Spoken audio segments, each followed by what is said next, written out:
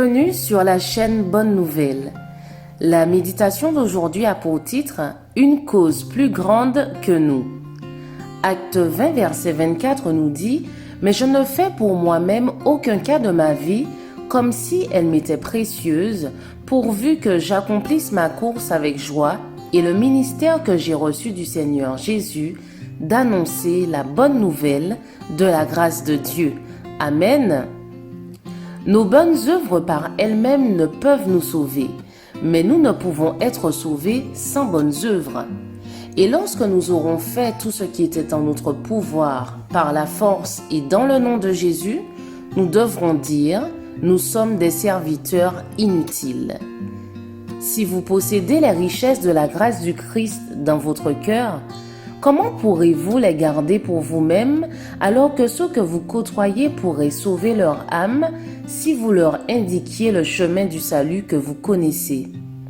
Peut-être ne viendront-ils pas à vous pour vous dire le vide de leur cœur, mais beaucoup sont insatisfaits et le Christ est mort afin qu'eux aussi connaissent les richesses de sa grâce.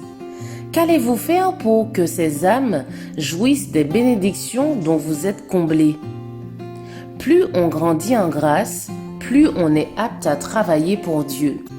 Celui qui se forme à l'école du Christ apprendra à prier et à parler en son nom. Il se rendra compte de son manque de sagesse et d'expérience et recherchera l'enseignement du Maître, car il sait que c'est le seul moyen d'atteindre la perfection dans le service de Dieu. Chaque jour, sa compréhension des choses spirituelles s'améliorera et son labeur diligent le rendra toujours plus apte à aider les autres.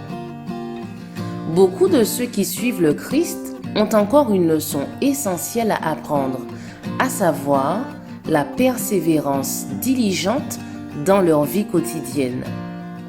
Travailler pour Dieu dans le monde en tant que mécanicien, commerçant, homme de loi, cultivateur, appliquer les principes du christianisme dans la routine et le travail quotidien demande beaucoup plus de grâce, beaucoup plus de discipline de caractère que d'œuvrer en tant que missionnaire officiel.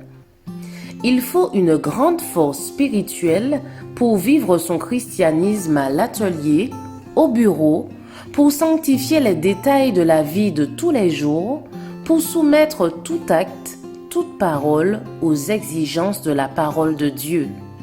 Cependant, c'est là ce que Dieu demande de chacun de nous. Je vous souhaite une excellente journée, que la grâce du Christ repose sur vous.